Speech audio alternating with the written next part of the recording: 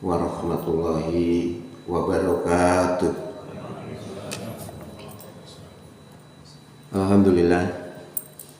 Alhamdulillahillazi arsala rasulahu bil huda wa dinil haq liyudhhirahu 'alad dini kullih walau karihal musyrikun. Asyhadu an la ilaha illallah wahdahu la syarikalah wa asyhadu anna Muhammadan abduhu wa rasuluh la nabiyya ba'dah.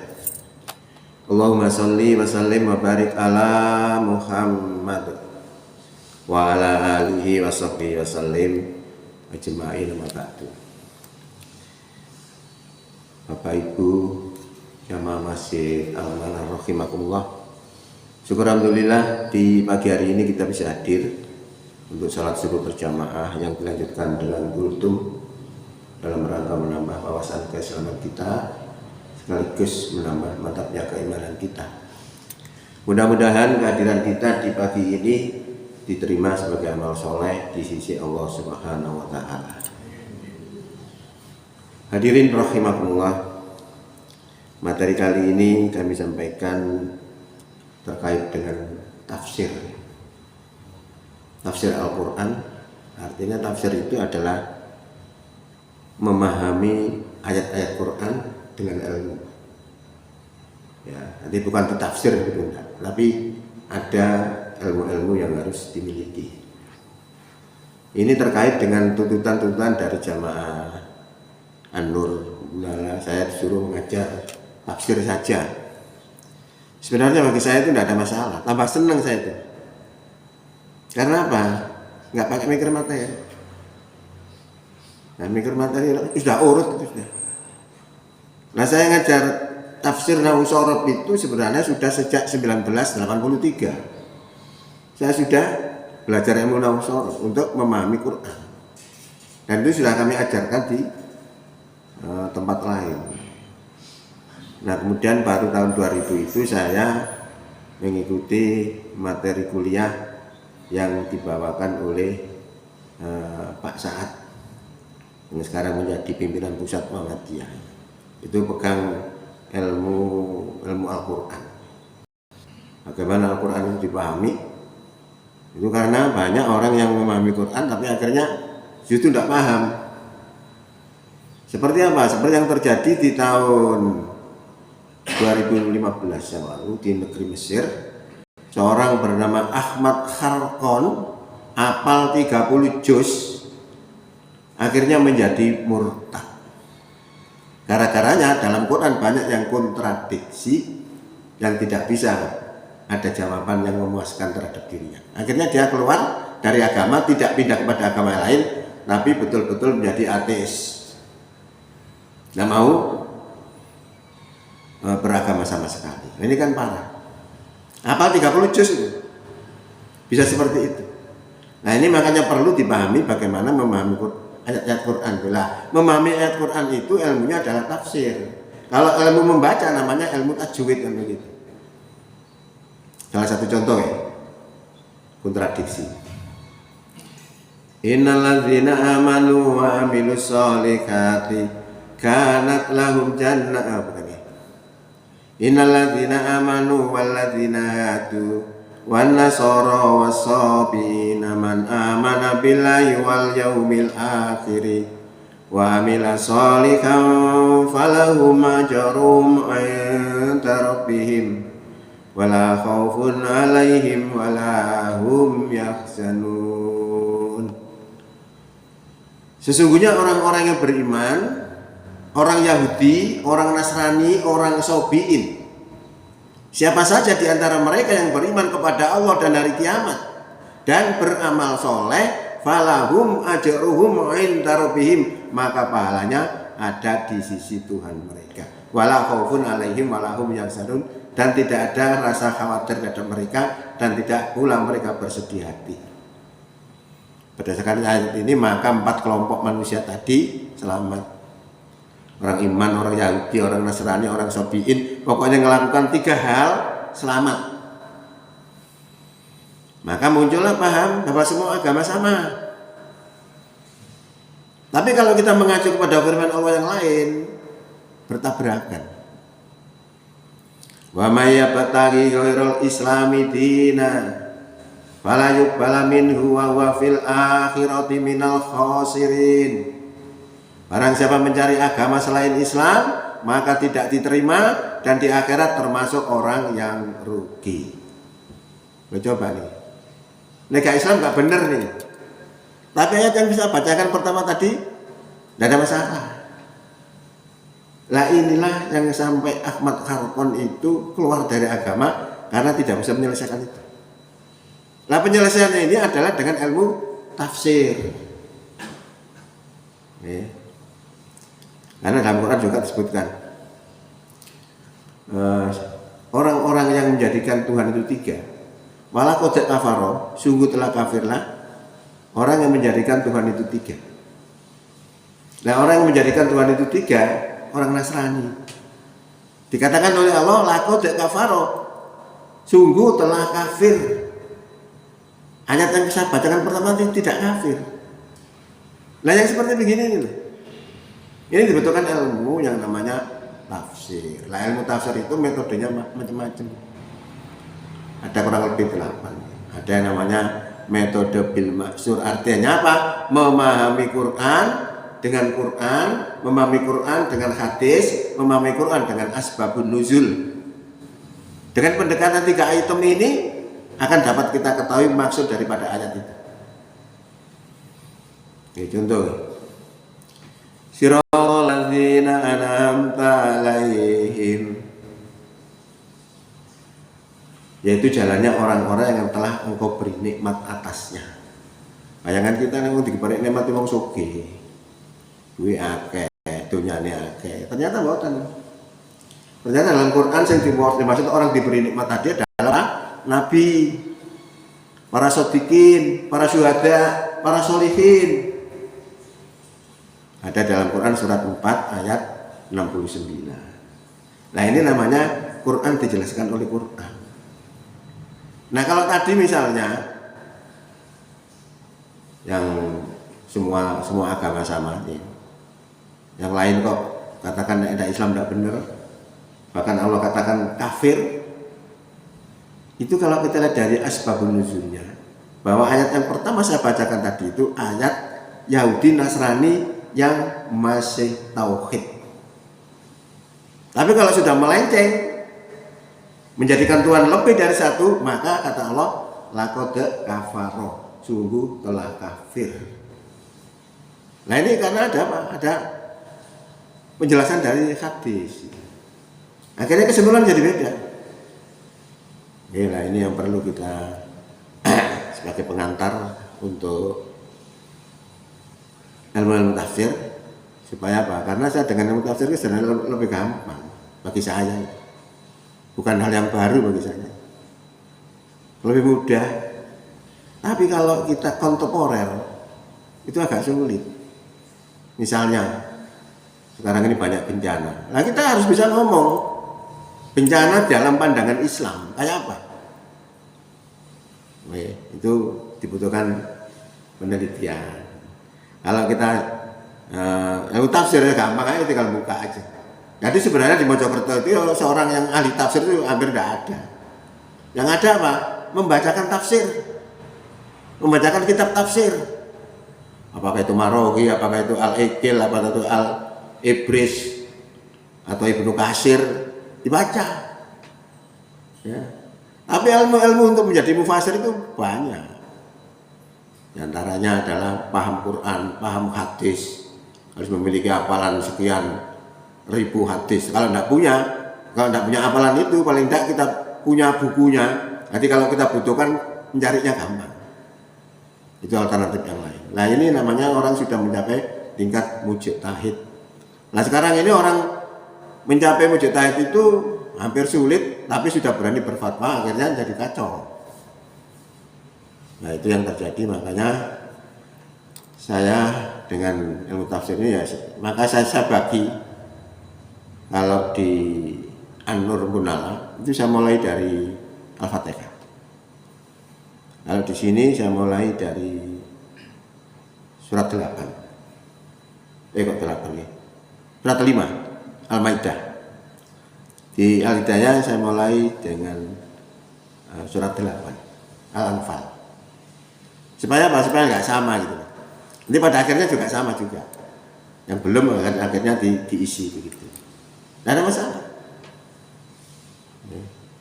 Nah, pada hari ini kami sampaikan Quran surat 5, surat Al-Maidah. Artinya Al-Maidah itu hidangan. Karena di dalam ayat ini, di dalam surat ini ada kisah waliullah perempuan, yaitu ibunya Nabi Isa. Nah, ibunya Nabi Isa ini justru mendapatkan hidangan dari Allah langsung ketika beliau ini berada di mihrab. Itu ceritanya nanti, tapi awal tidak ada. Ya. Itu ada ceritakan. Ya, makanya ibunya Nabi Isa itu kan dituduh macam-macam, dituduh berzina. Kenapa dituduh berzina? Karena dia hamil, gak dibujuk kok hamil. Oh, berarti selingkuh. Kenapa kita berpikir seperti itu? Karena kita menganggap bahwa pembuahan itu terjadi karena percampuran sperma dengan sel telur. Padahal pembuahan itu tidak seperti itu. Bisa juga sistem cloning itu bukan dari sperma tapi dari sel tubuh. Sel tubuh makhluk yang sudah mati ataupun masih hidup bersenyawa dengan sel telur, terjadi pembuahan, lalu ditransfer ke dalam vagina, maka berkembang menjadi janin dan lahir persis dengan yang memiliki sel tubuh tadi. Jadi orang hamil itu tidak mesti dari sperma. Bahkan wedhus kacangan itu nggak pakai lanangan, itu meteng. Peper juwet gitu ya, meteng itu. Kambing kacangan. Ya. Makanya kalau kita melihat seperti itu, kita tidak akan serta-merta nuduh ibunya Nabi Isa itu selingkuh. Tidak. Maka dijelaskan, diberi ilmu oleh Allah, bayi iso ngomong, menjelaskan. Nah, oleh karena itu mari kita satu ayat atau dua ayat gitu ya. A'udzubillahi minasyaitonirrajim. Ya ayyuhalladzina amanu aufu bil uqud. Ukhilat lakum bahimatul an'am ila ma yutla alaikum ghairu mukhillis sayti wa antum hurum. Innallaha yahkumu ma yurid. Ya ayyuhalladzina amanu wong akeh sing padha iman, aufu penuhilah ya, bil uqud, janji-janji itu. Jadi ini janji apa saja, janji kita kepada Allah, janji kita kepada sesama manusia. Kita itu juga sering minta kepada Allah, tapi kadang-kadang kalau diberi kita tutup. Ihdinas siratal mustaqim misalnya. Tunjukilah kami pada jalan yang lurus. Nah, jalan yang lurus itu apa? Islam. Ketika diberitahu Islam itu kayak apa, kita menolak. Itu namanya membohongi. Membohongi Allah itu. Nanti mau minta air misalnya. Barang dicuri banyu, gelasnya ditutup. Gak masak. Nah, ini disuruh oleh Allah konsekuen dengan janji-janji itu, baik janji kepada Allah maupun janji kepada sesama manusia. Ukhilat dan halalake lakum kadue sira kabeh bahimatul an'am binatang ternak ila kejaba mayutla apa kang den wacana alai ngates sira kabeh ghairu mukhil lisaidi, tidak menghalalkan soidi binatang buruan, burum sedang kamu itu dalam keadaan ihram. Ya, ini sudah diberitakan oleh Allah, dihalalkan binatang ternak. Ya, kecuali yang kita dalam keadaan ihram, dan keadaan ihram itu orang akan yang melakukan umroh maupun haji. Itu melaksanakannya wajib dengan ihram. Lah, pakaian ihram itu memiliki konsekuensi larangan-larangan yang harus dihindari. Salah satunya adalah berburu. Ya berburu tidak boleh. Ketika kita pakai pakaian ihram. Makanya orang Indonesia itu kalau naik haji, kalau pergi haji selalu menggunakan haji tamattu. Karena haji tamattu itu longgar. Beda dengan haji ifrad atau qiron. Harus pakai pakaian ihram terus dan itu sudah lumayan lama. Di samping terlalu suwi ambune penguk. Terus banyak juga pelanggaran-pelanggaran. Nah pelanggaran ini kalau kita nggak jujur, percuma hajinya. Karena melanggar itu harus bayar dam, bayar denda. Dam itu kan darah. Biasanya dam itu 1 ekor kambing gitu. Begitu. Jadi ini Allah memerintahkan supaya memenuhi janji-janji itu dan telah dihalalkan untuk kita itu binatang ternak kecuali apa yang dibacakan kepada kamu, bukan yang dihalalkan. Soidi itu masuk binatang ternak juga nih. Itu dikala melakukan ikhram itu tidak boleh dibunuh, mencabut tanaman juga nggak boleh. Ini banyak larangannya. Innallaha yahkumu ma yurid, sesungguhnya Allah menetapkan hukum apa yang Allah kehendaki. Ini ayat pertama, surat kelima. Nanti terus sampai habis. Kalau sudah habis kembali lagi ke Al-Fatihah. Nah ini saya bertujuan apa? Supaya tidak sama gitu loh. Jadi kalau tutup itu gak podo, ganti terus. Oke, kita lanjutkan sedikit.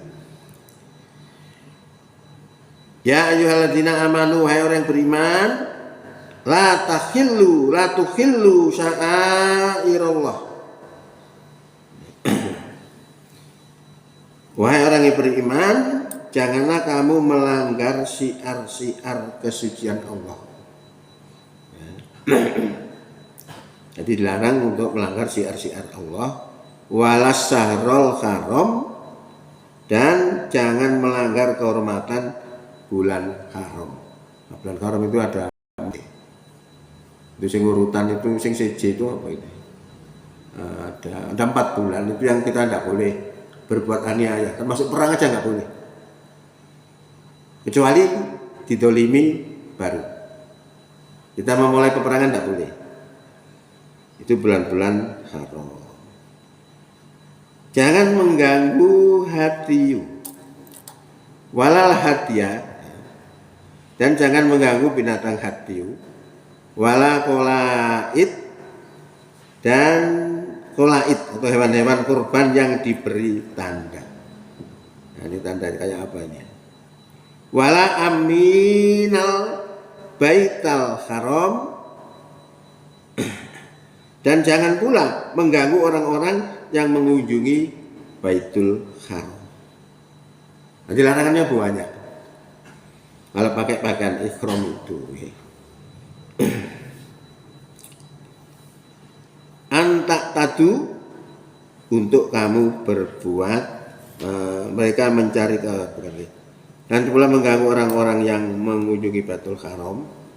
Mereka mencari karunia Allah dan keridhaan Tuhannya, tetapi apabila kamu telah menyelesaikan ihram, maka bolehlah kamu berburu. Nah, kalau di haji itu biasanya yang dilakukan 3, apa? Umroh, haji, dan ziarah. Jadi begitu datang dari Indonesia ke Mekah itu yang didahulukan umrohnya, karena dia menggunakan haji tamattu. Ihram, umroh isinya apa? Sa'i dan tawaf dan sa'i. Tawaf itu ngubungi Ka'bah ping 7, setelah itu selesai terus dilanjutkan dengan sa'i. Sa'i itu berjalan dari Bukit Safa ke Marwah. Di situ di tengah jalan itu baca Quran. Inna Safa wal Marwata min sya'airillah. Faman hajjal baita awit tamaro fala junaha alaihi ayyat tawafa bima.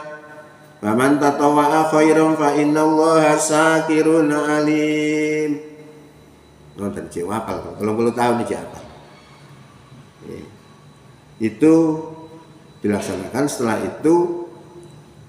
Setelah sa'i selesai maka tahallul, lepas pakaian ihram, boleh melakukan sesuatu yang tadi jadi larangan ihram. Karena sudah lepas pakaian ihram maka tidak ada larangan lagi. Nah, kecuali memang sudah menjadi haram, yang lainnya itu baru ya. Tapi sudah lepas. Nah setelah itu menunggu sampai hari H, yaitu tanggal 9 Zulhijjah sampai tanggal 13 Zulhijjah. Itu peristiwa haji. Nah peristiwa haji itu isinya apa? Isinya wukuf. Mari wukuf, nanti mabit di Musdalifah. Setelah mabit di Musdalifah, lalu mabit di Mina.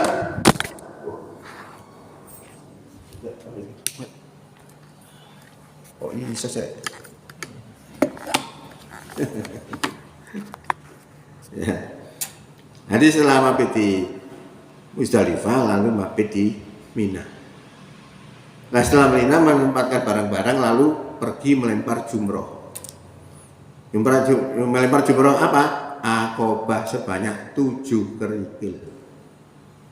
Setelah itu istirahat, menunggu besoknya lempar 3 jumroh. Ya, ula, wusto dan Aqobah. Pitu pentelu. Selikur sama pitu tadi 28. Melempar lagi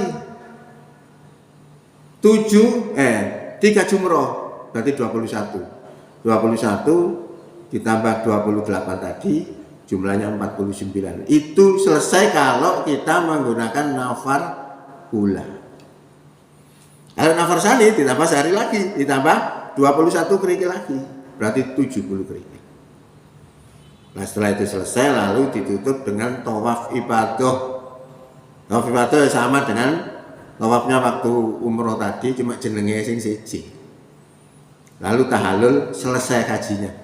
Yang cuma itu aja yang dilakukan. Lah sisa-sisa waktu itu dibuat ziarah. Maka sampai 40 hari itu karena apa? Antri. Orangnya banyak, pesawatnya nggak memadai, akhirnya dibuat giliran. Ya, itu adalah. Nah sekarang yang produk terbaru itu adalah di Musdalifah. Di Musdalifah itu ada produk baru yang namanya murur. Murur itu adalah sebuah produk hukum karena mengatasi masalah. Karena tahun 2023 kemarin, orang Indonesia yang seharusnya sudah berada di Mina itu masih berada di Musdalifah sampai jam 2 siang. Kenapa seperti itu? Saking macetnya, karena di Musdalifah itu sekarang dibangun namanya toilet itu, akhirnya ruangan itu tempat itu menjadi kecil. Sampai diperhitungkan satu orang itu bisa cuman menempati 39 cm persegi.